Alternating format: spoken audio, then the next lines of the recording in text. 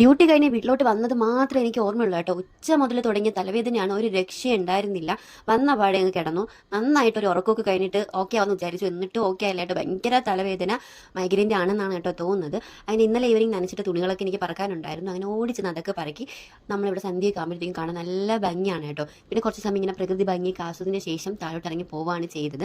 എനിക്കിപ്പോൾ തലവേദന വരുമ്പോഴത്തേക്ക് നന്നായിട്ട് തുമ്മലൊക്കെ വരുന്നുണ്ട്. അപ്പോൾ ഞാൻ വിചാരിച്ചു ചൂടോടെ ഒരു ചായ കുടിക്കുമ്പോഴത്തേക്ക് ഓക്കെ ആവുമെന്ന് വിചാരിച്ചിട്ട് ഞാൻ ചായ ഉണ്ടാക്കാനായിട്ട് പോവാണ്. മുന്നേയൊക്കെ ആണെങ്കിൽ എനിക്ക് എന്തെങ്കിലും ഒരു വേദനയോ എന്തെങ്കിലുമൊക്കെ അത് ഞാൻ പെട്ടെന്ന് പെയിൻ കില്ലർ എടുക്കാറാണ് പതിവ്. പക്ഷേ എനിക്കിപ്പോൾ ടാബ്ലറ്റ് എടുക്കുന്നതേ ഇഷ്ടമല്ല. ഞാൻ എന്തെങ്കിലും പൊടിക്കൈകളൊക്കെ നോക്കിയതിന് ശേഷം അതിലൊന്നും കുറയുന്നില്ല എന്ന് കണ്ടാൽ മാത്രമേ ഞാൻ ടാബ്ലറ്റ് എടുക്കാറുള്ളൂ. സാധാരണ എനിക്കിങ്ങനെ ചൂട് ചായ കട്ടൻ ചായ ഒക്കെ കുടിക്കുമ്പോൾ നേരെ ആവുന്നതാണ്. പക്ഷേ എന്തോ മൈഗ്രൈൻ്റെ ആണെന്നാണ് തോന്നുന്നത്. എനിക്ക് നന്നായിട്ട് വോമിറ്റിംഗ് ടെൻഡൻസി ഒക്കെ ഉണ്ട്. അങ്ങനെ ഞാൻ ചായ ഇട്ടിട്ട് ഞാനും ഇതുമ്മയും കൂടെ ചായ കുടിക്കാൻ പോവുകയാണ്. ഏട്ടനില്ല ഇന്ന് ചായ കുടിക്കാൻ വേണ്ടിയിട്ട്. കാരണം ഏട്ടൻ്റെ ഡ്യൂട്ടി ടൈമൊക്കെ മാറിയിട്ടുണ്ട്. ഏട്ടൻ വരെ മാക്സിമം ഒരു 8 മണി അല്ലെങ്കിൽ ഒരു 9 മണിയൊക്കെ ആവാറുണ്ട് ഇപ്പോൾ. അപ്പോൾ അവിടെ നിന്ന് തന്നെ ചേട്ടൻ ചായയൊക്കെ കുടിക്കുന്ന ഭയങ്കരമായിട്ട് മിസ് ചെയ്യും കേട്ടോ. ഏട്ടന് ചായ കുടിക്കുന്ന സമയത്ത് കാരണം ഞങ്ങൾ സ്നാക്സിനൊക്കെ അങ്ങോട്ടും ഇങ്ങോട്ടും അടിയൊക്കെ കൂടിയിട്ടാണ് ചായ കുടിക്കുന്നത്. പിന്നെ ഒരു ടീ ടൈം എന്ന് പറയുമ്പോഴത്തേക്കും എന്നെ സംബന്ധിച്ച് ഞാൻ ഭയങ്കരമായിട്ട് എൻജോയ് ചെയ്യുന്നതാണ്. ചായ കുടിക്കാൻ എനിക്ക് ഭയങ്കര ഇഷ്ടമാണ്. അത് നമ്മുടെ ഇഷ്ടപ്പെട്ട ആളുടെ കൂടെ ആകുമ്പോഴത്തേക്കും അതിന് പ്രത്യേകിച്ചൊരു എന്താണ് ഭയങ്കര എനിക്ക് എപ്പോഴും അത് ഭയങ്കരമായിട്ടുള്ളൊരു ബ്യൂട്ടിഫുൾ മൊമെൻ്റായിട്ട് എപ്പോഴും തോന്നാറുണ്ട്. പിന്നെ ചായക്ക് ഇന്ന് അച്ഛൻ വന്നപ്പോഴത്തേക്ക് ഉള്ളിവട വാഴയ്ക്കപ്പം അതൊക്കെ വാങ്ങിച്ചിട്ട് വന്നിട്ടുണ്ടായിരുന്നു. ഏട്ടനുണ്ടെങ്കിൽ ഞങ്ങളിങ്ങനെ അടി കൂടിയാണ് കേട്ടോ കഴിക്കുന്നത്. കാരണം വാങ്ങിച്ചിട്ട് വരുമ്പോഴേ ഏട്ടൻ ഒരെണ്ണം കഴിക്കും, പിന്നെ ചായയിലൂടെ ഒരെണ്ണം എടുക്കും.